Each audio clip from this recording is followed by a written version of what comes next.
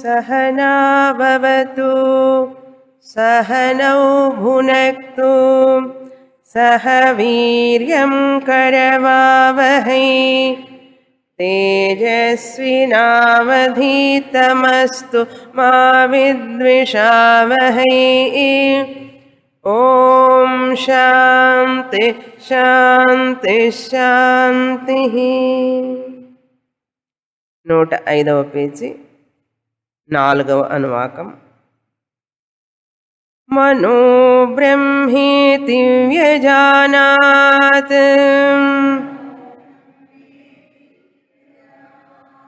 मनसो ह्येव खल्विमानि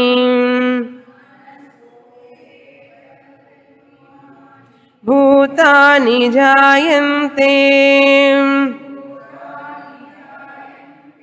मनसा जातानि जीवन्ति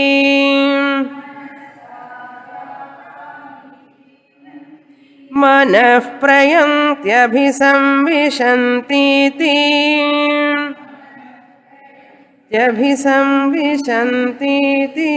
तद्विज्ञाय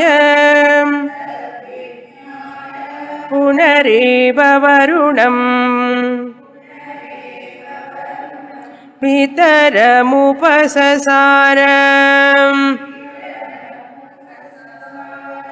अधीहि भगवो ब्रह्मेति तगुं होवाच तपसा ब्रह्म विजिज्ञासस्व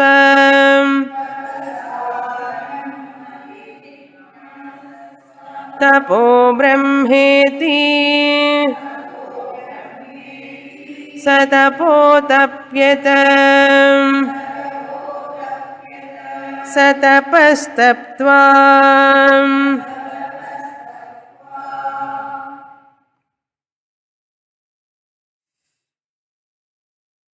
భృగు తన తండ్రి ఆజ్ఞ ప్రకారం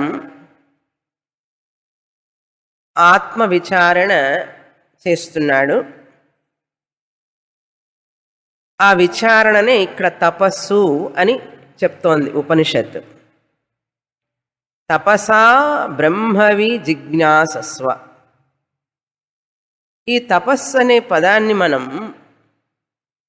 మామూలు అర్థంలో తీసుకోకూడదు. తపస్సు అంటే శరీర పీడనం తపస్సు. ధ్యానం చేసి సమాధిలోకి వెళ్ళడం తపస్సు అనుకుంటారు. కానీ ఇక్కడ తపస్సు అంటే ఏమిటి?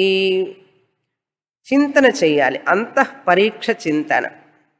తాను తెలుసుకున్న విషయాన్ని తిరిగి తిరిగి యుక్తి అనుభవ శాస్త్ర ప్రమాణం ద్వారా విచారణ చెయ్యాలి.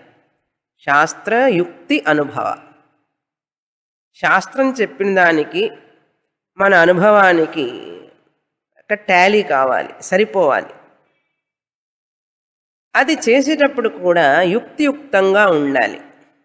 యుక్తిగా అంటే ఏమిటి? లాజిక్ అంటారు. నువ్వు మాట్లాడేదంతా ఇల్లాజికల్ అంటారు చూసారా, అది ఎంత సరిపడదన్నారు. అలా కాకుండా శాస్త్రానికి యుక్తికి సరిపోవాలి, యుక్తికి అనుభవానికి సరిపోవాలి, మూడింటికి సరిపోవాలి. మనకు నేర్చుకున్న జ్ఞానం, మనకు అర్థమైన విషయం ఈ మూడింటికి సరితూగాలి. దాన్ని తపస్సు అన్నారు ఇక్కడ. కనుక ఆ తపస్సు చేసేటప్పుడు భృగు ఏం తెలుసుకున్నాడు అంటే అన్నమయం బ్రహ్మ అని తెలుసుకున్నాడు. అన్నం బ్రహ్మ, అన్నం బ్రహ్మేతి వ్యజానాత్. అన్నం అంటే సమష్టి అన్నం. సమష్టి అన్నం ఈ యొక్క శరీరానికి, వెష్టి అన్న శరీరానికి, అన్నమయ కోశానికి కారణం.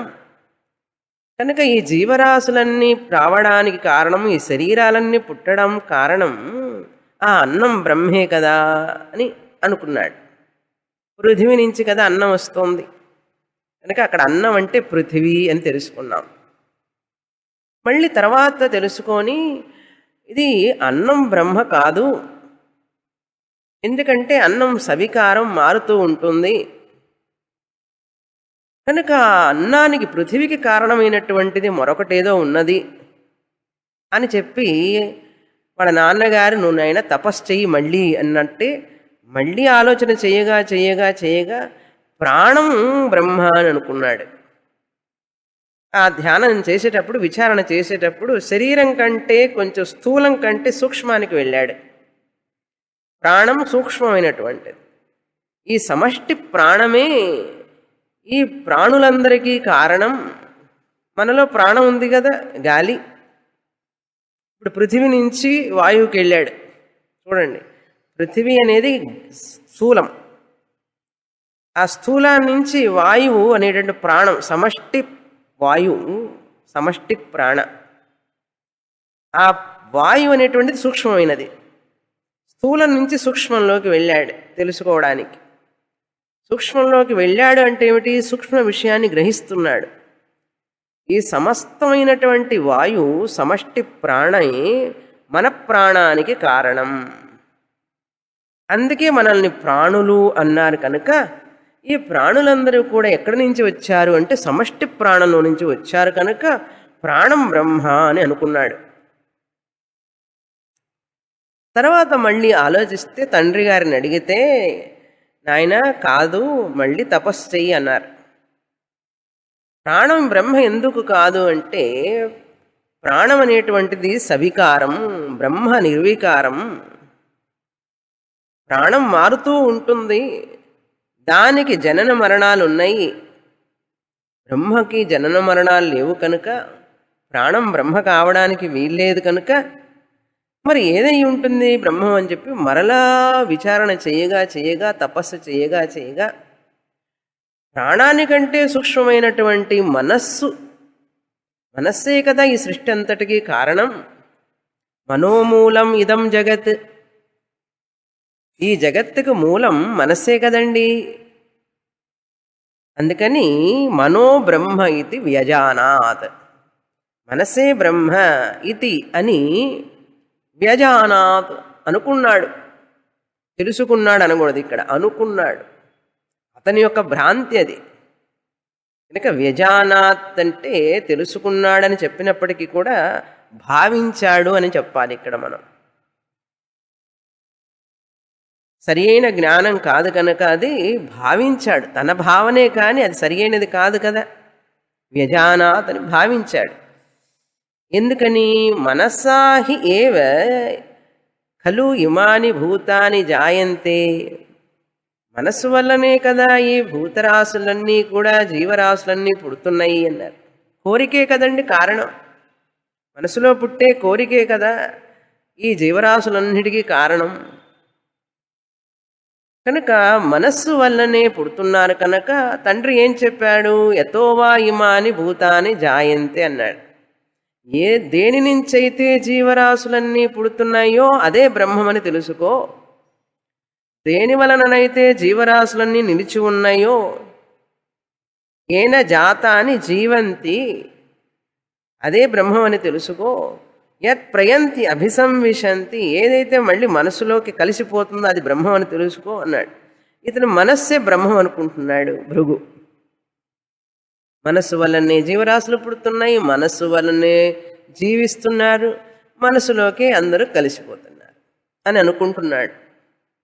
మళ్ళీ మనసు వికారం కదా, మారుతూ ఉంది. అన్నిటికంటే వికారమైనటువంటిది, మార్పు చెందేటటువంటిది మనస్సు. కనుక బ్రహ్మం మార్పు చెందడు. కనుక మనస్సు బ్రహ్మం కావడానికి వీల్లేదు. మరి ఏదై ఉంటుంది బ్రహ్మం అని చెప్పి మళ్ళీ తండ్రి దగ్గరికి వచ్చాడు. పితరం ఉపససార అధీహి భగవో బ్రహ్మేతి. నాన్నగారు నాకు బ్రహ్మాన్ని గురించి చెప్పండి. మనస్సు బ్రహ్మం అని అనుకుంటున్నాను అంటే, కాదు నాయన, మళ్ళీ తపస్సు చెయ్యి అన్నారు. మళ్ళీ వెళ్ళాడు తపస్సు చేయడానికి. ఏం చేశాడు? మళ్ళీ ఇంకొక కోశాన్ని, ఇప్పుడు అన్నమయ కోశాన్ని అనుకొని అన్నం బ్రహ్మ అనుకున్నాడు. ఇప్పుడు అన్నమయ కోశం దాటాడు. ప్రాణమయం అనుకున్నాడు, ప్రాణమయ కోశాన్ని దాటాడు. మనోమయ కోశం అనుకున్నాడు, మనోమయాన్ని దాటాడు. ఇంకొక కోశం ఉంది, విజ్ఞానమయ కోశ. కనుక విజ్ఞానం చదువుతాం ఇప్పుడు. ఐదవ అనువాకం 106వ పేజీ. విజ్ఞానం యజ్ఞం విజ్ఞానం బ్రహ్మేతి వ్యజానాత్. విజ్ఞానం బ్రహ్మేతి విజ్ఞానాధ్యేవ ఖల్విమాని విజ్ఞానాధ్యేవ ఖల్విమాన్ భూతాని జాయంతే. విజ్ఞానేన జాతాని జీవంతి.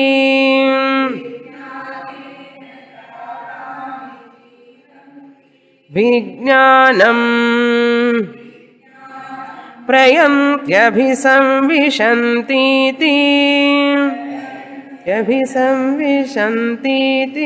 తద్విజ్ఞాయ పునరేవ వరుణం పితరముపససార.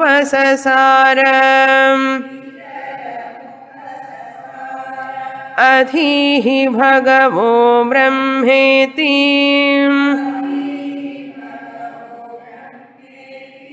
తగుం హోవాచ. తపసా బ్రహ్మ విజిజ్ఞాసస్వ.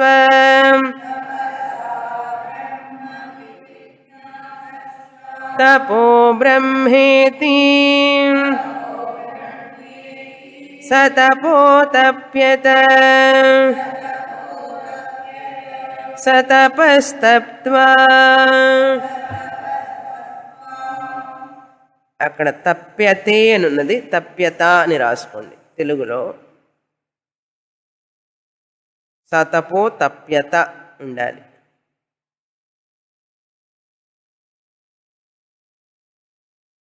విజ్ఞానం బ్రహ్మ ఇది వ్యజానాత్.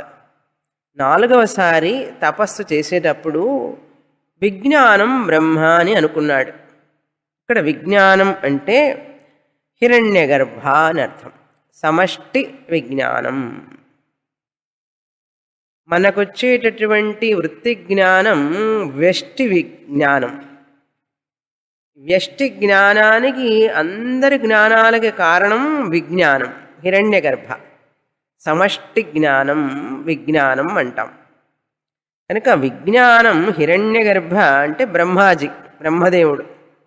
ఆయనే కదా సృష్టికి కారణం. బ్రహ్మదేవుడే కదా సృష్టికి కారణం. కనుక ఆయనే బ్రహ్మ అనుకున్నాడు. అందుకని ఆయన పేరు కూడా బ్రహ్మ. బ్రహ్మ అని పేరు ఆయనకి. బ్రహ్మన్కి బ్రహ్మ. 4 తలలు ఉన్నటువంటి వారికేమో చతుర్ముఖ బ్రహ్మ దీర్ఘం. నిర్గుణ బ్రహ్మానికేమో హ్రస్వం బ్రహ్మ ఉంటుంది. కనుక ఇక్కడ విజ్ఞానం బ్రహ్మ అని అనుకున్నాడు. హిరణ్యగర్భే బ్రహ్మమని అనుకున్నాడు.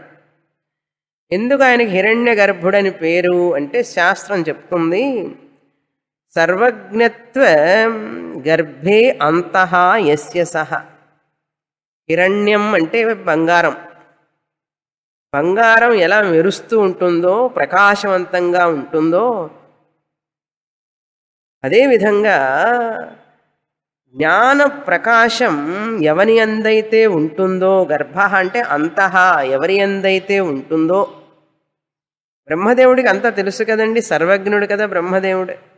తెలిసే కదా సృష్టి చేశాడు. వాళ్ళ నాన్నగారు అడిగారు, నాయనా బ్రహ్మదేవుడా నువ్వు సృష్టి చెయ్యి, నీకు ఇచ్చాను శక్తి అంతా కూడా, నేను రెస్ట్ తీసుకుంటాను అన్నాడు పరమేశ్వరుడు. నువ్వే సృష్టి చేయంటే అప్పుడు బ్రహ్మదేవుడు సృష్టి చేశాడు అందరినీ. బ్రహ్మా దేవానాం ప్రథమ సంబభూవ విశ్వస్య కర్త భువనస్య గోప్త ముండకోపనిషత్తులో చూసాం మనం. కనుక ఆ బ్రహ్మదేవుడు సృష్టి కారణం అని అనుకున్నాడు హిరణ్యగర్భుడు. సమష్టి బుద్ధి అని పేరు ఆయనకే, సమష్టి బుద్ధి.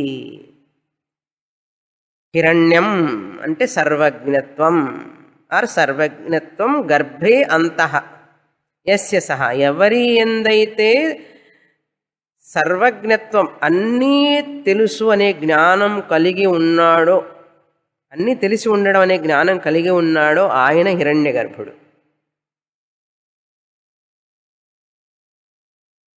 ఎందుకంటే అన్నీ రాగి ఇత్తడి ఇవన్నీ కూడా ఈరోజు తోమితే రేపు నల్లబడిపోతాయి.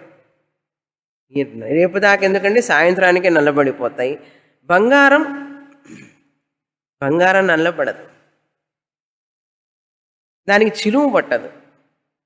నల్లబడదంటే ఏమిటి, సంవత్సరాలు అయిన తర్వాత కొంచెం నల్లబడుతుంది, మురికి పడుతుంది, కానీ స్వతహాగా చిలుము పట్టదు, ఎప్పుడు కాంతిగానే ఉంటుంది. జ్ఞానం కూడా అంతే, ఎప్పుడు కాంతిగానే ఉంటుంది, దానికి చిలుము పట్టడం ఉండదు. 4 + 4 8 ఎప్పుడైనా పోతుందండి ఆ జ్ఞానం? 10 + 10 20 అనే జ్ఞానం ఎప్పుడైనా మర్చిపోతారా మీరు? మీ అబ్బాయిని అడుగుతారా, ఒరే 10 × 10 ఎంతరా అని అడుగుతారు? అడగం కదా. పెద్ద పెద్ద లెక్కలు తెలియకపోవచ్చు, చిన్నవి తెలుసు కదా, మినిమం నాలెడ్జ్. అదేవిధంగా జ్ఞానం అనేటువంటిది హిరణ్యంతో పోల్చారు కనుక సమష్టి విజ్ఞానం కనుక ఆయన విజ్ఞానం బ్రహ్మ ఇది విజానాత్. ఎందుకని అనుకున్నాడు? విజ్ఞానాత్ ఏవ హి కల్విమాని భూతాని జాయంతే. అదే డైలాగ్, అక్కడ అన్నం ప్రాణం మనః వచ్చింది, ఇక్కడ విజ్ఞానం వస్తుంది అంతే. అదే మాటలు అన్నీ. విజ్ఞానం వల్లనే కదా ఇమాని భూతాని, ఇమాని అంటే ఈ జీవరాశులు, జాయంతే పుడుతున్నాయి. అంతేకాదు విజ్ఞానేన జాతాని జీవంతి. ఆ హిరణ్య గర్భుడి నుంచి పుట్టినటువంటి సమష్టి బుద్ధి నుంచి పుట్టినటువంటి వాళ్ళందరూ ఆ బుద్ధి వల్లనే కదా జీవిస్తున్నారు. ఆవుకి ఏమిటి, ప్రతి జీవరాశికి బుద్ధి ఉన్నదండి. చీమ పంచదార డబ్బాలో ఎక్కడ పంచదార ఉందో కరెక్ట్గా కనుక్కుంటుందండి. మనం కనుక్కోలేం, చీమ కనుక్కుంటుంది, కరెక్ట్గా వెళుతుంది. ట్రావెల్ చేసుకుంటూ ఎక్కడి నుంచో వెళ్ళి వెళ్ళి వెళ్ళి డబ్బాలో పడుతుంది. ఒకటి వెళ్ళింది అనుకుంటే అన్నీ వెళతాయి ఏమిటండి? ఎక్కడి నుంచి వచ్చింది ఆ జ్ఞానం దానికి? దాని శరీరం ఎంత, బ్రెయిన్ ఎంత, అందులో బుద్ధి ఎంత? కనుక ఆ బుద్ధి ఎవరిది అంటే సమష్టి హిరణ్య గర్భుడి విజ్ఞానం ఇక్కడ దీనికి వచ్చింది. కనుక మనకున్నదంతా విజ్ఞానమయం. ఆ విజ్ఞానం యొక్క వికారమే ఇక్కడ ఈ శరీరంలో ఉన్న విజ్ఞానమయ కోశం. కొద్దో గొప్ప ఉంటుంది విజ్ఞానం అందరికీ కదా. కొంతమంది పని చేస్తారు బుద్ధిని, కొంతమంది పని చేయనివ్వరు, అంతేగాని అందరికీ బుద్ధిని ఇచ్చాడు భగవంతుడు. కనుక ఆ జీవరాశులకు కూడా తగినంత బుద్ధి ఇచ్చాడు. చూడండి, గడ్డి పొలకు పోచ చూపిస్తే ఆవు దగ్గరికి వస్తుంది, ఇలా చూపిస్తే దగ్గరికి వస్తుంది. అదే కర్ర చూపిస్తే పారిపోతుంది. కర్రని గడ్డిపోస అనుకోదు, ఎందుకనేది ఎంత జ్ఞానం చూడండి దానికి. అది ఏ యూనివర్సిటీకి వెళ్ళి చదువుకుంది? నువ్వు గడ్డి ఏదో కర్ర ఏదో తెలుసుకోవాలి, నీకు క్లాస్ తీసుకుంటానని చెప్పి ఎవరన్నా బోధించారా? ఎవరు బోధించలేదే.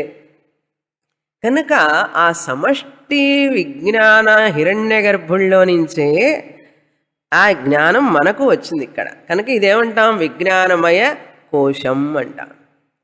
కనుక ప్రతి జీవరాశుల్లో వాటి యొక్క విజ్ఞానాన్ని మనం చూడాలి. సమష్టి జ్ఞానమే ఇక్కడ ఉన్నది. కనుక వ్యష్టిలో కూడా ప్రతి జీవరాశిలో ఉన్న జ్ఞానం మనది కాదండి, అక్కడి నుంచి వచ్చింది. నేను చాలా తెలియగలవాడినండి అనుకుంటూ ఉంటాడు. ఎక్కడి నుంచి వచ్చింది నీకు తెలియగలదనం? అక్కడి నుంచే కదా వచ్చింది. అందుకని అంతా బై గాడ్స్ గ్రేస్ అండి అంటూ ఉండాలి. ఎప్పుడు చెప్పాను కదా, దైవ అనుగ్రహం అంటూ ఉండాలి. ఇదంతా దైవ అనుగ్రహమే కదా. కానీ నాది నేను అనే భావన రాకూడదు, అంతా దైవ అనుగ్రహమే అనాలి. ఏది నీది కాదు, నాది నాది అనుకున్నది నీది కాదురా. కనుక ఏది నాది అని అనుకోవాకు అన్నారు. విజ్ఞానం ప్రయంతి అభిసంవిశంతి, మరలా విజ్ఞానంలోనే కలిసిపోతున్నాయి అన్నారు. నిద్రపోయేటప్పుడు ఈ విజ్ఞానం అంతా ఎక్కడికి పోతున్నది? ఆ విజ్ఞానంలో సమష్టి విజ్ఞానంలో కలిసిపోతుంది. మెలకు రాగానే వ్యష్టి విజ్ఞానం, విజ్ఞానమయ కోశం బయలుదేరుతుంది. నిద్రపోగానే ఈ సమష్టి విజ్ఞానంలో కలిసిపోతుంది ఈ విజ్ఞానం. మళ్ళీ ఉదయం లేవంగానే ఏం చేస్తాం? ఆయన అనుగ్రహం ఇస్తాడు, ఓకే అంటాడు, ప్రారంభం ఉంటే, లేకపోతే ఎనఫ్ రా అంటాడు. కనుక మరలా అందులోకి కలిసిపోతుంది అన్నారు. అందుకనే జ్ఞానశక్తి అన్నారు దీన్ని. దీన్నేమన్నారు? జ్ఞానశక్తి అన్నారు. మనోమయ కోశంలో ఉన్నది ఇచ్ఛాశక్తి. అది కావాలి, ఇది కావాలి, అది చెయ్యాలి, ఇది వినాలి, అది వినాలి అని కోరుకోవడం, ఇవన్నీ మనసులో కదా వస్తాయి. ఇచ్ఛాశక్తి. ఈ ఇచ్ఛాశక్తి తర్వాత మరలా ఏమొస్తుంది అంటే క్రియాశక్తి అన్నాం. క్రియాశక్తి అన్నాం. ఇచ్ఛాశక్తి కోరిక ఉన్నదాన్ని ఏమవుతుంది? క్రియాశక్తిగా మారుతుంది. జ్ఞానశక్తి సరస్వతి అని, ఇచ్ఛాశక్తి లక్ష్మి అని, క్రియాశక్తి పార్వతి అని. కనుక బ్రహ్మ విష్ణు మహేశ్వరులు ఇచ్ఛా శక్తి, జ్ఞానశక్తి, క్రియాశక్తి, ఇచ్ఛాశక్తి అన్నారు. జ్ఞాన, ఇచ్ఛా, క్రియ. కనుక క్రియాశక్తి ఎవరి పని అంటే ప్రాణమయ కోశం యొక్క పని. ప్రాణమయ కోశం రజోగుణం ద్వారా చెయ్యబడింది. కనుక రజోగుణం ఉన్నప్పుడే కదండి క్రియ చేస్తాం. కనుక ఆ క్రియ చేయడం ప్రాణమయ కోశం. తర్వాత మనోమయ కోశం ఇచ్ఛాశక్తి. తర్వాత వచ్చేది జ్ఞానశక్తి, సత్వగుణం.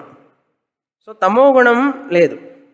మనస్సు కూడా సత్వరజస్సుకు మధ్యలో ఉంటుంది. ఈ విధంగా అర్థం చేసుకోవాలి. ఇచ్ఛాశక్తి, క్రియాశక్తి, జ్ఞానశక్తి. ఈ జ్ఞానశక్తి అంటే ముందు తెలుసుకుంటాడు ఏమేమి రిడక్షన్ సేల్ ఉన్నాయి సంక్రాంతికి అని తెలుసుకుంటాడు. తెలుసుకున్న తర్వాత ఏం చేస్తాడు? కోరుకుంటాడు. ఇచ్ఛాశక్తి, నేను అది కొనుక్కుంటే బాగుండు, తక్కువ ప్రైస్లో వస్తుంది కదా. బంగారం ఎప్పుడెప్పుడు ప్రైస్ తగ్గుతుందా అని చూస్తుంటారు చాలామంది. ఎందుకంటే ప్రైస్ తగ్గినప్పుడు వెళ్ళి కొనుక్కోవచ్చు కదా. మళ్ళీ ప్రైస్ పెరిగినప్పుడు ఏం చేస్తామంటే దాన్ని అమ్మేస్తారు. బిజినెస్ చేసేవాళ్ళంతా అదే కదండి చేస్తున్నారు. ఫస్ట్ జానాతి, తర్వాత ఇచ్చతి, కోరుకుంటాడు. మళ్ళీ దాన్ని పొందడం కోసం క్రియాశక్తి, యతతే అన్నారు. ప్రయత్నం చేయాలి కదా, యతతే అన్నారు. ఇవన్నీ ఎక్కడ జరుగుతున్నాయంటే ప్రాణ మనో విజ్ఞానమయ కోశాల్లో జరుగుతున్నాయి అనే విషయం మనకు దీనివల్ల తెలుస్తుంది. ఎలాగైతే ఈ విజ్ఞానం మూలంగా మనం బ్రహ్మను తెలుసుకోవాలి. విజ్ఞానం అనేటువంటిది ఒక సాధనం, వ్యక్తి బుద్ధి అనేటువంటిది ఒక సాధనం బ్రహ్మను తెలుసుకోవడానికి. ఎలా అంటే ధనం ఒక సాధనం కదా. ధనం ఒక సాధనం. దేనికి సాధనం? ధనం వల్ల ఒక వస్తువుని మనం పొందగలుగుతాం.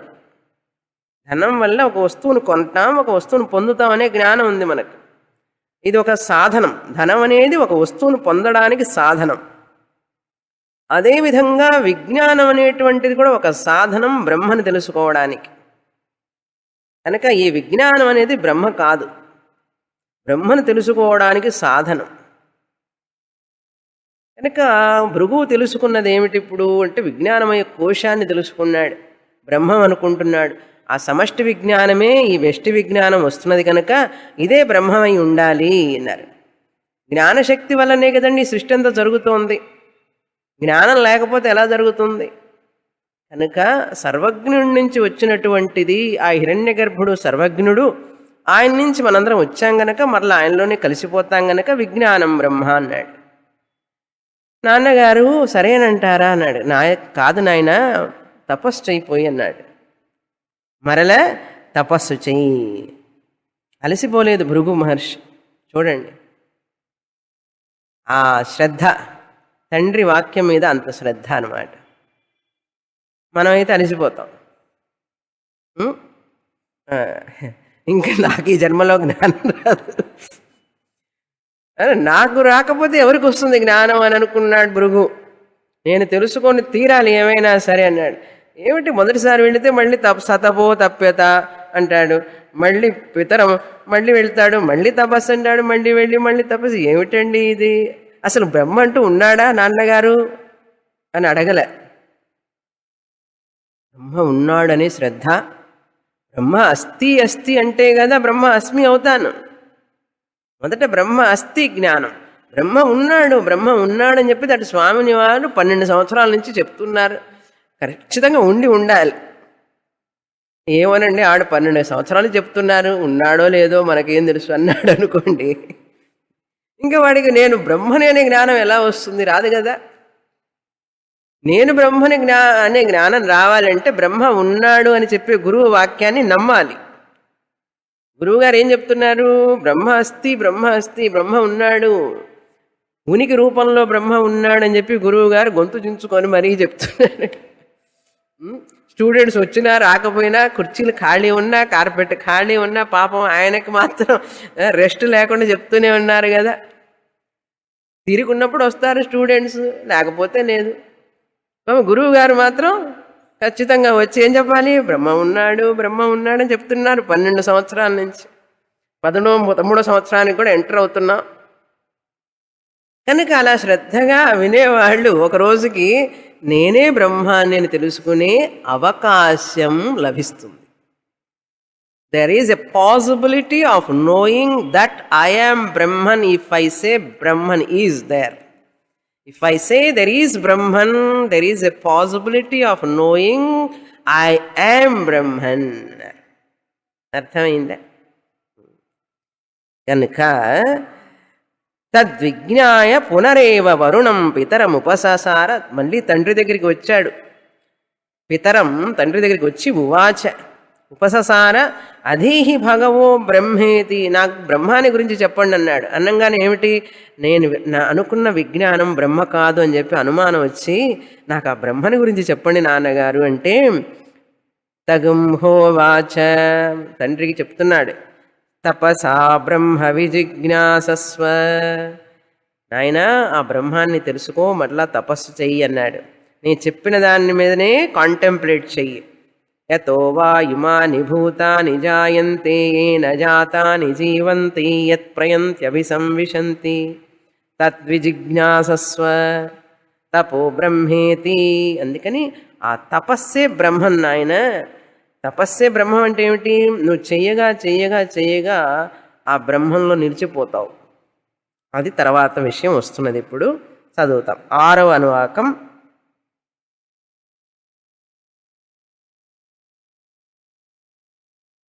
ఇక్కడ 6వ అనువాకంలోకి వెళ్లే ముందు ఒక విషయం. మనుషులకి ఎక్కువగా మానసిక సమస్యలు, mental problems or emotional problems అంటారు. మానసిక సమస్యలు. ఇప్పుడు మానసిక నిపుణులు ఎక్కువైపోయినారు కదండి, సైకాట్రిస్టులు అందరూ. ఈ మానసికమైన సమస్యలు రావడానికి కారణం ఏమిటో తెలుసా? సరి అయిన జ్ఞానం లేకపోవడం. వారి గురించి, ప్రపంచాన్ని గురించి, ఆ పరమాత్ముని గురించి సరి అయిన జ్ఞానం ఉన్నదండి. ఏం జ్ఞానం ఉంది? నేనున్నాను అనే జ్ఞానం ఉన్నది. నేను అత్తగారుగా ఉన్నాను, మామగారుగా ఉన్నాను, దేవుడు ఉన్నాడు, ఆయన స్వర్గంలో ఉన్నాడు, ఆయన నన్ను ఎప్పుడూ అనుగ్రహిస్తూ ఉంటాడు, ఈ ప్రపంచం అంతా ఉన్నది, నే జ్ఞానం ఉన్నది. అది ఆ జ్ఞానం మానసిక సమస్యలను తొలగించదు. సరి అయిన జ్ఞానం ఉంటేనే ఈ మానసికమైనటువంటి బాధలు, భయం అన్నీ పోతాయి. అది జ్ఞానం రానంత వరకు, సరి అయిన జ్ఞానం రానంత వరకు, ఇప్పుడు తాడు మీద పామును చూసి పాము జ్ఞానం వచ్చిందండి వాడికి. తాడు మీద పాముగా చూస్తున్నాడు. ఇప్పుడు సర్పజ్ఞానం అది. ఇప్పుడు ఆ సర్పజ్ఞానం సరి అయిన జ్ఞానమా, నిజమైన జ్ఞానమా, నిజమైన జ్ఞానం కాదా అంటే సరి అయిన జ్ఞానం కాదు, అది భ్రాంతి అన్నాం. సర్పజ్ఞానం సరి అయిన జ్ఞానం కాదు, అన్యథా గ్రహణం అంటారు దాన్ని. తాడును కూడా చూడకపోతే అగ్రహణం, తాడును చూసి పాము అనుకుంటే అన్యథాగ్రహణం, ఒకదాన్ని మరొకదానిగా అనుకోవడం. ఇప్పుడు అది జ్ఞానం అయినప్పటికి కూడా సరి అయిన జ్ఞానం కాదు. భ్రాంతి జ్ఞానం అన్నాం. భ్రాంతి జ్ఞానమే మానసిక దౌర్బల్యానికి, మానసిక సమస్యలకు కారణం. భ్రాంతి జ్ఞానం. అక్కడ ఎలా అయితే సర్పజ్ఞానం భ్రాంతి జ్ఞానమో, ఆ సర్పజ్ఞానం వల్ల, భ్రాంతి జ్ఞానం వల్ల భయపడుతున్నాడు, వణుకుతున్నాడు. అదేవిధంగా ఈ ప్రపంచాన్నంతా చూసి బ్రహ్మమని తెలుసుకోక వేరేగా అనుకుంటున్నాడు. బ్రహ్మం కాకుండా వేరేగా చూస్తున్నాడు. ఈ నామరూపాలు నిజం అనుకొని చూడటం వల్ల, భ్రాంతి జ్ఞానం వల్ల అనేక సమస్యలతో బాధపడుతున్నాడు మనిషి. ఎలాగంటే అద్దం చూస్తున్నాం కదండి మనం. అద్దం చూసేటప్పుడు అద్దం ఎందుకు చూస్తాం? మన ముఖం చూసుకోవడానికి చూస్తాం. మీరు అద్దం ముందు నిల్చోగానే మీకు అద్దంలో ఏం కనపడుతుంది? మీ ప్రతిబింబ ముఖం కనపడుతుంది. ఇప్పుడు అక్కడ అద్దము ఉన్నది, ప్రతిబింబ ముఖం ఉన్నది, ఇక్కడ మీ ముఖం ఉన్నది. 3 ఉన్నాయండి. అద్దం, ప్రతిబింబ ముఖం, బింబముఖం, ఒరిజినల్ ఫేస్. ఈ మూడింటిలో ఈ అద్దం చూడడం అనేటువంటి విషయంలో మన యొక్క ప్రాధాన్యమైనటువంటి ఇచ్ఛ ఏమిటి, కోరిక ఏమిటి? దేనికి చూస్తున్నాం అద్దంలోకి? మన నిజమైన ముఖం చూసుకోవడానికి. నిజమైన ముఖం చూసుకోవడానికి చూస్తున్నామా? ఇష్టపడతామా? నిజమైన ముఖం మీద మీకు ఇష్టమా? ప్రతిబింబ ముఖం మీద మీకు ఇష్టమా? నిజమైన ముఖం. అక్కడ ప్రతిబింబ ముఖం కనపడుతున్నప్పటికీ అది నిజం కాదు. నిజమైన ముఖం మీద బొట్టు పెట్టుకుంటారు. అక్కడ పెడతారా బొట్టు? ప్రతిబింబ ముఖం మీద పెడతారా బొట్టు? పెట్టరు. ఇక్కడ పెట్టుకుంటారు. అర్థమైందా? కనుక మీకు అద్దంలోనూ ఇష్టం లేదు, ప్రతిబింబ ముఖంలోనూ ఇష్టం లేదు. దేంట్లో ఇష్టం ఉన్నది? బింబముఖం. ఇక్కడ పూసుకుంటారు పౌడర్, ఇక్కడ పూయం కదా. కానీ ఒక అతను ఈ ముఖం చూసుకోకుండా, ఇక్కడ పూసుకోకుండా పౌడర్ ప్రతిబింబ ముఖానికి పూస్తున్నాడు అనుకోండి. ప్రతిబింబ ముఖం అద్దంలో పౌడర్ పూస్తున్నాడు, అక్కడ బొట్టు పెడుతున్నాడు, అక్కడ తల దూవుతున్నాడు. వాడిని ఏమంటాం? ఏమంటారండి? పిచ్చివాడంటారు. అంటారా లేదా?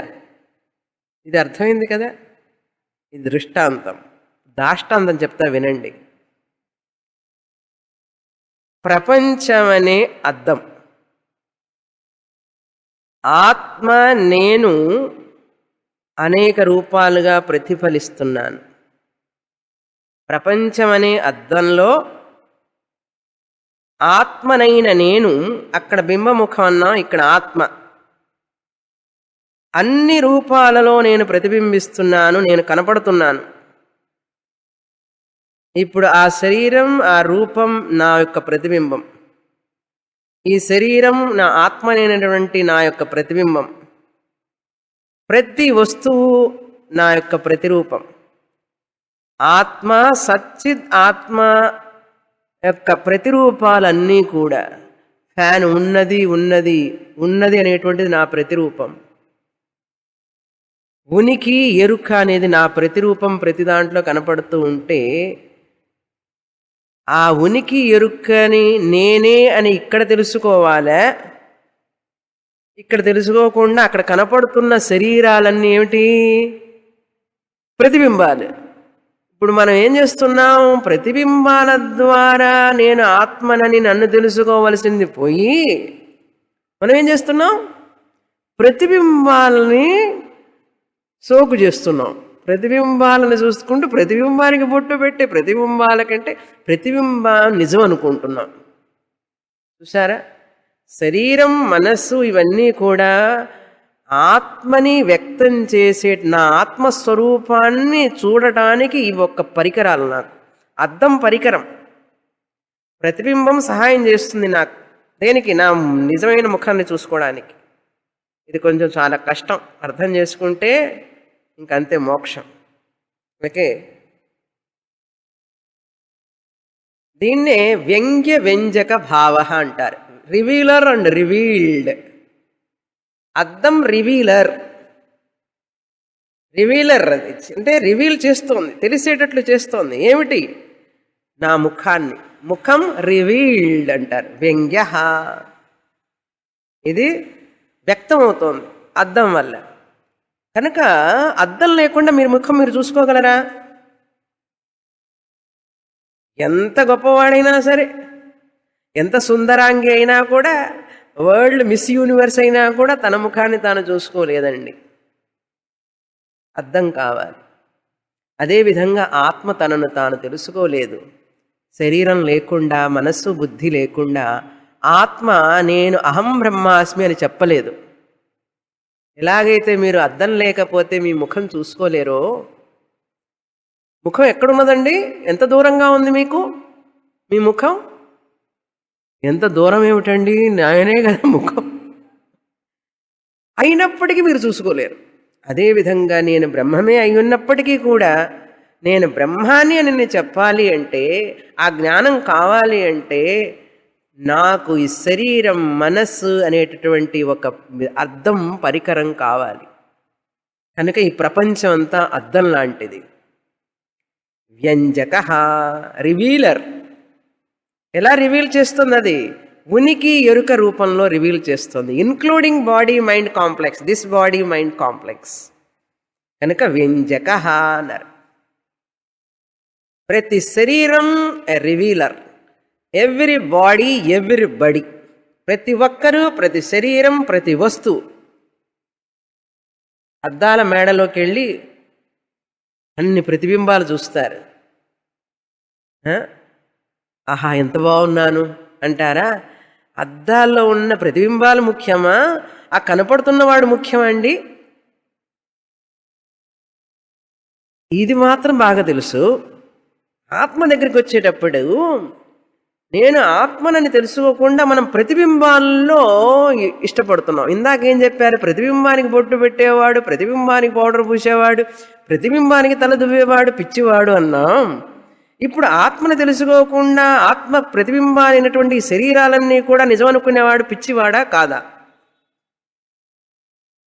దేర్ఫోర్ ఎవ్రీ అజ్ఞాని ఈజ్ మెంటల్.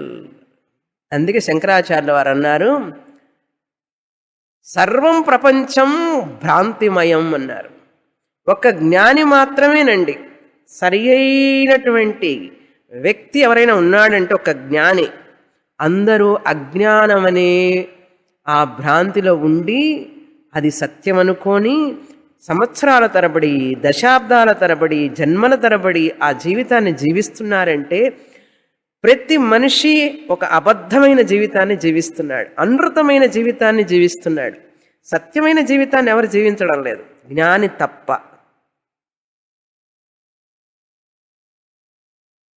అద్దంలో ముఖం చూసి ప్రతిబింబ ముఖానికి షోకు చేస్తే ఎంత నవ్వారు మీరు. భగవంతుడు అలా నవ్వుతున్నాడు ప్రతి అజ్ఞానిని చూసి. జ్ఞానీతు ఆత్మైవ మే మతం అన్నాడు కృష్ణ పరమాత్మ. కనుక భగవంతుడికి ఎవరండి ప్రీతిపాత్రులు చెప్పండి మీరే. కనుక మనకు అర్థమైనా కాకపోయినా 4 4 + 4 8 మీకు అర్థమైనా కాకపోయినా, అవునా కాదా? సత్యం సత్యమే. గురువుగారు 15 సంవత్సరాలు మాట్లాడవచ్చు, 20 సంవత్సరాలు మాట్లాడవచ్చు, 30 సంవత్సరాలు మాట్లాడవచ్చు.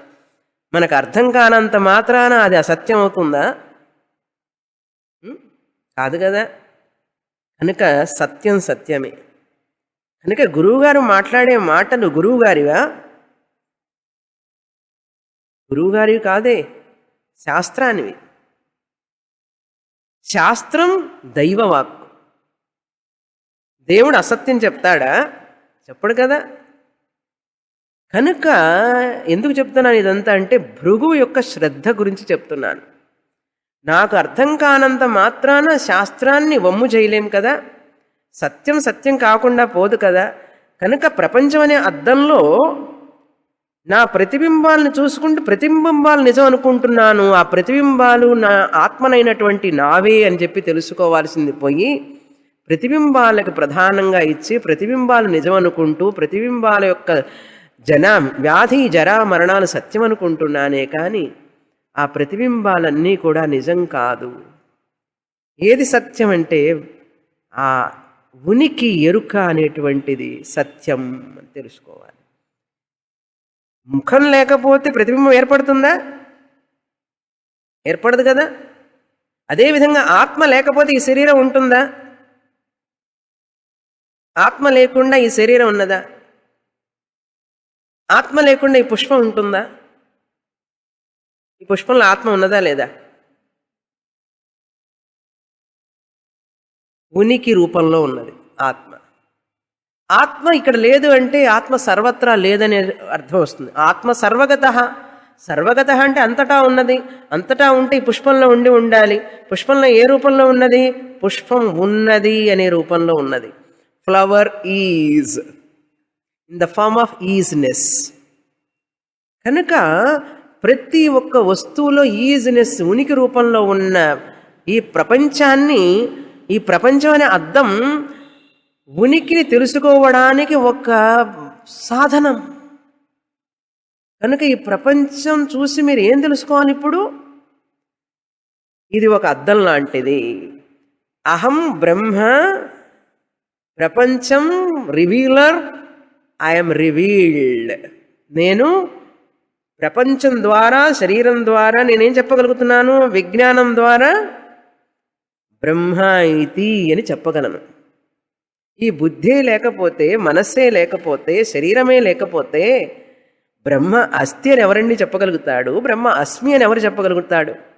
ముఖమే అర్థమే లేకపోతే ప్రతిబింబ ముఖం ఎక్కడుంటుంది? తన ముఖాన్ని తను ఎలా చూసుకుంటాడు? బొట్టు ఎలా పెట్టుకుంటాడు? తల ఎలా దువ్వుకుంటాడు? ముఖంలో మరకలు ఎక్కడైనా ఏమిటి ఎలా తెలుస్తుంది? తెలియదు కదా. అదేవిధంగా శుద్ధమైన బ్రహ్మానికి తను తెలుసుకోవాలంటే అద్దం లాంటి ఈ యొక్క శరీరాలు, ప్రపంచం కావాలి. ఇది ఒక అద్దం లాంటిదండి శరీరం. శరీరం ఇంతవరకు నేను ఎప్పుడు చెప్పలే ఈ పాయింట్. 13 సంవత్సరాలు 15 సంవత్సరాల్లో ఫస్ట్ టైం ఐఎమ్ టెల్లింగ్. అది మీ అదృష్టం ఇక్కడ. కనుక రివీల్డ్ కనుక ఈ శరీరం, ప్రపంచం అంతా కూడా నందనవనం, సుందరం, wonderful. This is the revealer. నన్ను ఆత్మస్వరూపాన్ని వ్యక్తం చేసుకోవడానికి నాకు సహాయపడుతోంది ఈ ప్రపంచం. ప్రతి వస్తువు ఈశావాస్యామిదగ్గ సర్వం యత్కించ జగత్యాం జగత్. ఈశావాస్యమిదం సర్వం, ఆత్మస్వరూపం సర్వం అన్నారు. ఆత్మ ఎక్కడ లేదండి ఇప్పుడు? ఆత్మ ఎక్కడుంది అని అడిగేవాడే ఆత్మ. కనుక శాస్త్రం అంత విషయాన్ని చెప్తూ ఉంటే వ్యక్తి ఎలా సమయాన్ని అనాత్మ వైపు మరల్చగలుగుతాడు? అసలు భ్రాంతి వల్లనే కదా వెళ్తున్నాడు. నైట్కి తయారవుతున్నారు అందరూ, 12 గంటల ప్రోగ్రాం కోసం తయారవుతున్నారు. కనుక జ్ఞానం వచ్చిన తర్వాత ఈ ప్రపంచం సుందర నందన వనం. జ్ఞానం రాకపోతే ఇదే ప్రపంచం, ఇదే నామరూపాలు భయానకం అన్నారు. అర్థమైందా? ఈ శరీరాలు బుడగలు వస్తూ ఉంటాయి, పోతూ ఉంటాయి. నాలో ఆత్మలో అన్నారు. తర్వాత ఇప్పుడు ఆనందం బ్రహ్మ, అసలు బ్రహ్మస్థితికి వస్తున్నాం. 6వ అనువాకం. ఆనందో బ్రహ్మేతి వ్యజానాత్, ఆనందో బ్రహ్మేతి వ్యజానాత్, ఆనందాధ్యేవ ఖల్విమాని భూతాని జాయంతే, ఆనందాధ్యేవ ఖల్విమాని భూతాని జాయంతే, ఆనందేన జాతాని జీవంతి.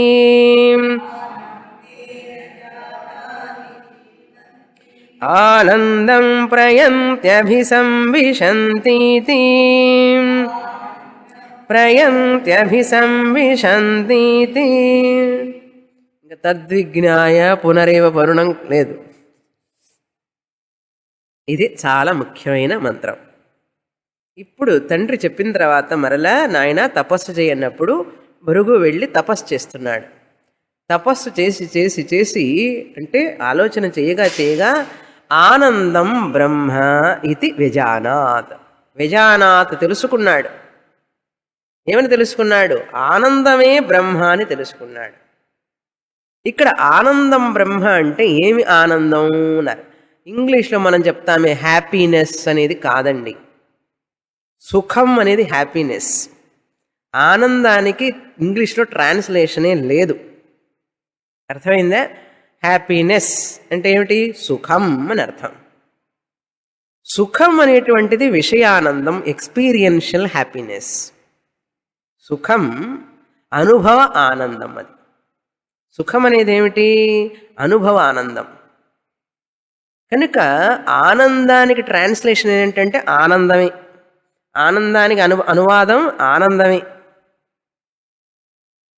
సుఖం అనేది హ్యాపీనెస్, కానీ ఆనందం అనే దానికి హ్యాపీనెస్ అనేది లేదు. సుఖం అనేదే హ్యాపీనెస్ అని, బ్లిస్ అని అంటారు. అర్థమైందా? మరి ఈ ఆనందం బ్రహ్మ అంటే ఏమిటంటే స్వరూప ఆనందం అన్నారు. విషయ ఆనందం అనేది లేదండి. ఇప్పుడు అద్దంలో ముఖం చూసుకున్నారు, ప్రతిబింబ ముఖాలు ఉన్నాయా అండి? ఆంధ్రాలో గుళ్ళు ఉంటాయి చూసారా, అద్దాల మేడ ఉంటుంది. అద్దాల మేడలోకి ఎప్పుడైనా వెళ్ళారా? నాకు ఇష్టమైనది అది గుళ్ళో ఎక్కువగా. అద్దాల మేడలోకి వెళితే మీరు మధ్యలో నుంచుంటే మీ అనేక రూపాలు కనపడతాయి. ఎన్ని అద్దాలు ఉన్నాయో అన్ని అద్దాల్లో అన్ని రూపాలు కనపడతాయి. అవన్నీ నిజమా? కాదు. అదేవిధంగా ఉన్నది ఒక్క వ్యక్తి అనేక రూపాలుగా కనపడుతున్నట్లుగా ఆనంద స్వరూపం బ్రహ్మే సుఖరూపంగా అన్నింటిలో కనపడుతున్నాడు. మీరు అనుభవించే సుఖం ఆ ఆనంద స్వరూపానందం యొక్క ఒక్క నీటి బొట్టు లాంటిది. తుంపర. నీటి బొట్టు కూడా కాదండి, తుంపర. చలికాలంలో మంచు పడుతుండు చూసారు, తుంపర. అది వర్షము కాదు, మంచు కాదు, తుంపర పడుతుంటుంది. కనుక మనం అనుభవించే సుఖాలన్నీ కూడా ఆనందం యొక్క తుంపర. ఇప్పుడు ఆ తుంపర అనేటువంటిది, నీటి తుంపర నీటి యొక్క స్వరూపమే కదా. తుంపర అనేటువంటిది నీటి స్వరూపమా కాదా? అదేవిధంగా ఆనంద స్వరూపం, స్వరూపానందం యొక్క తుంపరే సుఖం. మీకు తుంపరలో సత్యం ఏమిటండి? తుంపరలో యొక్క సత్య స్వరూపం ఏంటది? నీరు. తుంపర అనేది ఏదన్నా వస్తువు ఉన్నదా? తుంపర అంటే ఏమిటండి? నీరే కదా. అదేవిధంగా సుఖం అని మీకు పేరు ఇచ్చారు చూసారా, ఆ సుఖం అనేదే ఆనందానికి మరొక పేరు. కనుక ఆత్మానందమే విషయానందంగా కనపడుతున్నది. కనుక విషయంలో ఆనందం లేదండి. విషయంలో ఆనందం లేదు. మ్యూజిషియన్ పాడుతూ ఉంటే, మ్యూజిక్ సీజన్ కదండి ఇప్పుడు, మ్యూజిషియన్ పాడుతూ ఉంటే చప్పట్లు కొడతారు, శబాష్ శబాష్ అంటారు, చాలా బాగుంది అంటారు, ఎక్సలెంట్ అంటారు. 2 రోజులు 2 రోజులు అదే పొజిషన్ ప్రోగ్రామ్, వేరే కీర్తనలు పాడతాడు, ఆయన ప్రోగ్రామే. ఎక్సలెంట్ అన్నావు కదా, 2 రోజులు విను, 3వ రోజు విను, 4వ రోజు వెళ్తావా? ఎందుకని? దాన్ని అయిష్టపడతావు. కనుక విషయంలో లేదు సుఖం.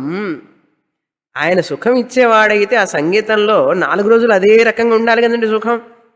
మొదటి రోజు చాలా బాగుంది, అటెన్షన్గా విన్నావు, 2వ రోజు కొంచెం ఇట్లా, 3వ రోజు 4వ రోజు ఇలా చేయబెట్టుకుని నిద్రపోతూ వింటావు. ఏమైందిరా, ఫస్ట్ రోజు బాగా విన్నావు కదా అంటే, ఆయనే కదండి పాడేదండి. అది తారతమ్యం.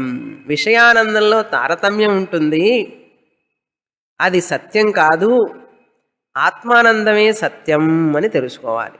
అది ఆనందం బ్రహ్మ అనేది ఇక్కడ స్వరూపానందం. ఇక్కడ ఆనందమయ కోశాన్ని గురించి మనం మాట్లాడటం లేదు. ఆనందమయ కోశం అనేది కూడా, కోశానందం కూడా ఆత్మానందం యొక్క ప్రతిబింబమే. అది ప్రియ మోద ప్రమోద అని చదివాం బ్రహ్మానందవల్లిలో. ప్రియమోద ప్రమోద అనేటువంటివి కూడా ఏమిటి? స్వరూపానందం యొక్క అవి తుంపరలు. ప్రియం అనేది ఒక తుంపర, మోద అనేది ఒక తుంపర, ఆనందం యొక్క తుంపర. తుంపర అంటే తెలుసు కదా, చాలా రోజులైంది, మర్చిపోయినారేమో తెలుగు. నాకు కూడా జ్ఞాపకం వచ్చింది చాలా రోజుల తర్వాత. తుంపర అంటే నీటి తుంపర. నీటి తుంపరలాగా ప్రియ హ్యాపీ, మోద హ్యాపియర్, ప్రమోద హ్యాపీయెస్ట్. ఇప్పుడు 12 o'clock happiest day of tomorrow morning dose of అన్నారు. ఎక్కడికి పోయిందా? హ్యాపీయెస్ట్ అన్నారు. కనుక happy, happier, happiest. Dhoni runs చేసేటప్పుడు హ్యాపీయెస్ట్. నిన్న రన్స్ చేస్తూ ఉంటే ఆహా గెలుస్తాం అనుకున్నారు పాపం. ఈ లోపల ఏమైంది? హ్యాపీయెస్ట్ కాస్త హ్యాపీయర్ అయిపోయి, హ్యాపీ అయిపోయి సార్వ్ అయిపోయింది. కనుక విషయానందం ఉందండి. క్రికెట్ అనేది విషయానందం. అదే క్రికెట్ మ్యాచ్ ఎందుకని నీకు అలా బాధనిస్తున్నది అక్కడక్కడ అంటే అది ప్రతిబింబానందం. ఎక్కడి నుంచి వచ్చింది? ఆత్మానందం యొక్క తుంపర అన్నారు. ఆనందం పోయింది కదా, క్రాకర్స్ అన్ని కొనిపెట్టుకున్నారు కదా, కాల్చడానికి లేకుండా పోయింది కదా, ఒక్క శబ్దం లేదు, తుస్సు. అందరు క్రాకర్స్ కొనిపెట్టుకున్నారు కాల్చడానికి రెడీగా, ఇండియా గెలుస్తుందేమోనని. పోయింది ఆనందం, తుస్సును పోయింది ఆనందం. ఏమిటయ్యా అంటే విషయానందం అంతేనండి, సోపాధిక ఆనందం. ధోని క్రికెట్ ఉపాధి రూప ఆనందం విషయానందం.